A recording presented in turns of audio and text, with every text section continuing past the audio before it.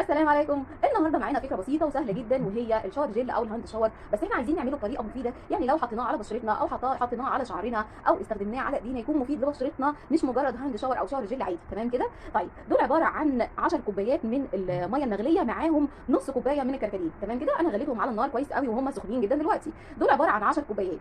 انا حاطه الاغلبيه هنا وحاطه هنا بمقام كوبايتين. تمام كده؟ طيب ايه المكونات الثانيه؟ طب لو انا مش عندي كركديه او مش عايزه استخدم كركديه، ممكن نستخدم ميه مغليه عادي خالص ما فيهاش اي مشاكل، وهنستخدم صابونه طبيه او برده صابونه عاديه، بس احنا عايزين نخليها الوصفه مفيده لشعرنا وبشرتنا. ودول عباره عن 7 معالق من بذور الكتان. بذور الكتان طبعا معروف اللي هو ان هي مفيده جدا للشعر وللبشره. الماسك ده ممكن لو استخدمتيه لشعرك او لبشرتك بيبقى مفيد جدا، اللي هي بذور الكتان دي. تمام كده؟ هنبدا نحط بذور الكتان دول 7 معالق على الاغلبيه اللي في البوله دي من الايه، من الكركديه، ودي ميه مغليه هنحطهم كده. تمام كده؟ ونبدا نقلبهم ونسيبها منقوعه فيها لحد ما تطلع كل اللي فيها. ممكن نسيبها ليله كامله. طب لو احنا مستعجلين عليها ممكن ترفعيها على النار ان هي تغلي معاكي. طب مش مستعجلين عليها تسيبيها من بالليل في الكركديه المغلي ده. تمام كده؟ تصحي الصبح تلاقيها مطلعه الجل بتاع بذور الكتان. طيب بالنسبه للبوله الثانيه دي هنعمل فيها ايه؟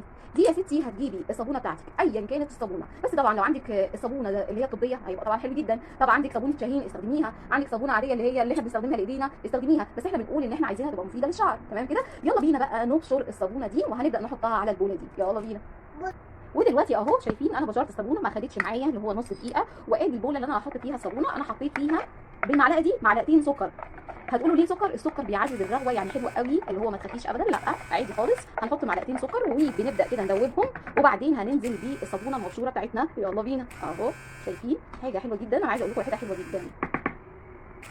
ودلوقتي اهو شايفين انا نزلت بالصابون. تبداي بقى تقلبي على قد ما تقدري، اللي هو تقلبي كويس قوي بحيث ان هو الصابونه تدوب معاكي كويس جدا. البوله دي هنفضل نقلب وندوب في الصابونه بتاعتنا لحد ما تدوب خالص ولحد ما تتقل معايا الصابونه كده. تمام كده؟ ودي هنسيبها بايته من بالليل، ودي برده هنسيبها بايته.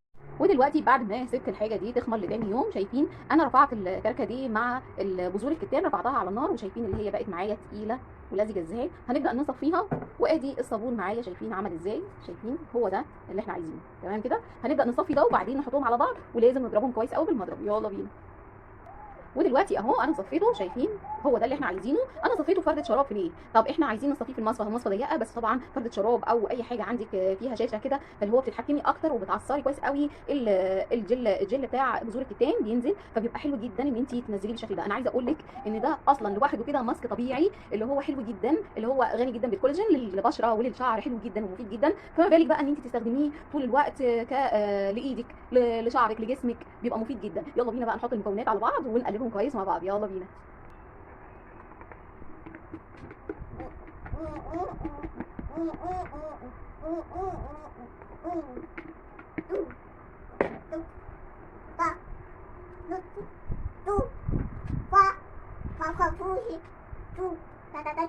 بصوا دلوقتي اللي هو على قد ما تقدري تفضلي تضربي اللي هو، بصوا اصلا اللون بقى معايا عامل ازاي. طبعا لون الكركديه مع الصابونه عمل اللون الرصاصي ده. طب احنا عايزين نغير اللون، والله الموضوع هيمشي كده يبقى حلو جدا. اللي هو مش عايزه تخليه بالشكل ده وعايزه تغيري لونه، هاتي اي لون طعام من عند من عند العطار. تمام كده؟ او سوبر ماركت يعني، وابداي حطي اللون اللي انت عايزاه. انا حطيت اهو اللون الاخضر، نشوف هيطلع معانا اللون ايه. تمام كده؟ ونقلب اهو وتشوفي هيطلع معاكي اللون ايه. عاجبك اللون كده؟ تمام. مش عاجبك زودي زي ما انت عايزه، هاتي اللون اللي انت تحبيه. تمام كده؟ ونقلب فيه زي ما على قد ما تقدري يعني. ممكن تسيبيه في المطبخ وتفضلي رايحه جايه عليه ان انت تقلبي المضرب يكون مريح على ايدك. تمام كده؟ اللي هو تقلبي فيه بالشكل ده. كل ما قلبتي فيه وخدمتيه كويس هتطلع النتيجه معاكي كويسه جدا، ان هو ما يكونش فيه اي تكتلات. شايفين القوام معايا بقى عامل ازاي؟ طب لو انا مش عايزه استخدم المضرب اليدوي ده ومش هتعب ايدي وافضل اقعد اضرب رايحه جايه واهد في ايدي، طب وعلى ايه؟ لو عندك هاند بلندر هيبقى سهل عليكي خالص ان انت تحطي الهاند بلندر كده اهو وتبداي تضربي، هيطلع معاكي قوام كريمي خالص زي ما انت شايفه كده. شايفين القوام عامل ازاي؟ طب لو انا مش عاجبني القوام ده وعايزه اخففه اللي هو ما يبقاش بالشكل ده، تحطي ميه اللي هو زودي وقلبي زي ما انت عايزه. دي في ايدينا وسهله وبسيطه خالص. تمام كده؟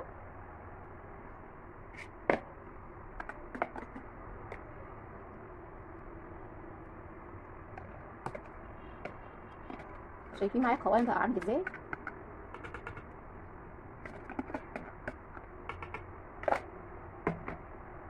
ودلوقتي اهو انا عبيته عمل 3/4 الجيركن اهو، وكمان مليت بيه الازازه دي اللي هي تبقى سهله علينا في الاستخدام. وادي معايا الليفه اهي. تمام كده؟ ونبدا نحط الميه.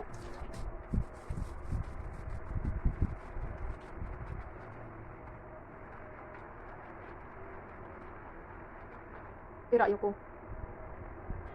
غير انه الشاور جل ده ان انت بتوفري، لان طبعا سعر الجيركن ده غالي جدا، كمان احنا غير ان احنا بنوفر، لا ده احنا كمان بنعمل حاجه مفيده، ان هي مش مجرد شاور جل للشعر او للجسم او هاند شاور، لا ده انا ممكن كمان استخدمه كماسك للجسم او للوش، اللي هو مفيد جدا. يا رب كل وصفه عجبتكم والطريقه عجبتكم، واشوفكم على خير في فيديو جديد. السلام عليكم ورحمه الله.